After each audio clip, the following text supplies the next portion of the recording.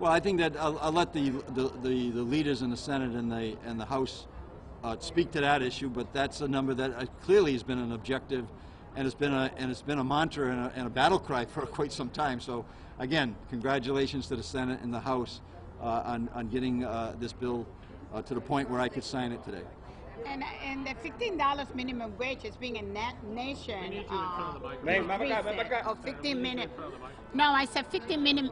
He said, why 15? That's what it's being working even in Washington. It's $15. It can be more than that, but we need to understand and put ourselves in the feet of the small business. We're coming out of a pandemic, and we need to go little by little with them too. Well, people say in the community, the $15 minimum wage going to increase the price of food and everything else, all the service. People taking advantage, the business owners. They're not going to go into 2025. They're raising the price at this moment. Well, remember, it's not just that. We're talking about the raise of gas right now, and that's a very important bill that usually increase food and everything else. Then it's not just the minimum wage. I think people can use that as to say that they want to raise prices because of the minimum wage, but I think they're using it wrong. I think gas had a lot to do with that. But the governor I would say that Rhode Island's a leader on this. It's not a follower, it's a leader. Take a look at nationally right now, the states that are taking away the unemployment benefit of $300. Those states are at $7.25 an hour. So Rhode Island is a leader on this, and that's why I congratulate the House and the Senate leadership on this and the sponsors of the bill. But Governor, right now you've got a looming cap price increase, you've got a looming minimum wage increase. What is the state, not the federal government, but what is the state going to do to small businesses? The small businesses that quite frankly feel like they're getting run over. Yeah, so there's certainly an objective there to create a small business friendly state. I don't see this as something that deters from that, but we got things to do to help the small businesses, right? And so we're going to continue to, especially when we do the economic recovery with the money that we're going to put into a bucket, working with the Senate President and the House leadership, the Speaker.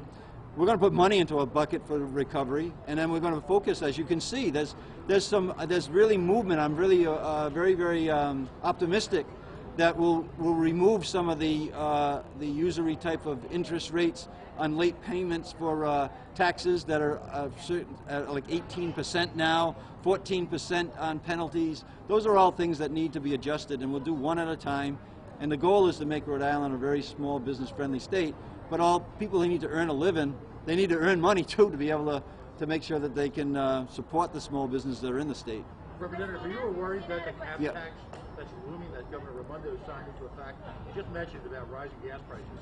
The cap tax, if you will, on carbon emissions is targeted directly. It's a regressive tax. Are you worried about the impact that's going to have on the same community you're working here to support with an increased minimum wage?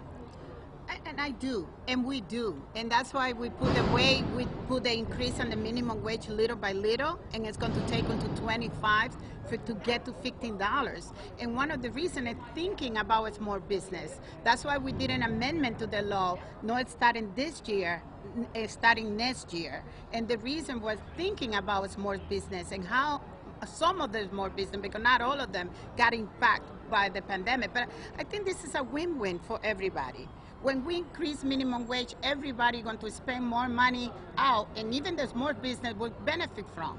See, people have more money, they will eat more outside. They will buy more clothes. They will get better housing for their children. It's a win-win no matter how you look at it. Christina, last question. Going off of that previous question, there is a plan to offset costs to small businesses who are already struggling? Well, I'm certainly supporting that. I think it goes. They go both together, right? So as you increase the minimum wage issues, we also know that's going to have an impact on other hourly wages, right? As somebody is, making closer to 15, that's at 12 or 13. People at 15, they're going to. It has that movement. It is going to move the earning power not only in this one area of the minimum wage, but also other hourly wages. But we really need to be intentional about the small business issues, and everywhere we can find an area where we can improve the situation. I did a very symbolic move in the budget to remove a $10 fee on the small businesses when they fill out their sales tax registration. We need to do that over and over and over again. At the same time, in sequence, as the hourly rate goes up, we need to be aware that we need to do the same type of things for the small business. Everybody will do better if we do that. Just a quick question, Yeah. separate topic. Should the Department of Education terminate Providence Superintendent Peters? Yeah, so I support the commissioner's request for the resignation. It's best for the kids, and it's certainly time to move on with leadership in the Providence schools.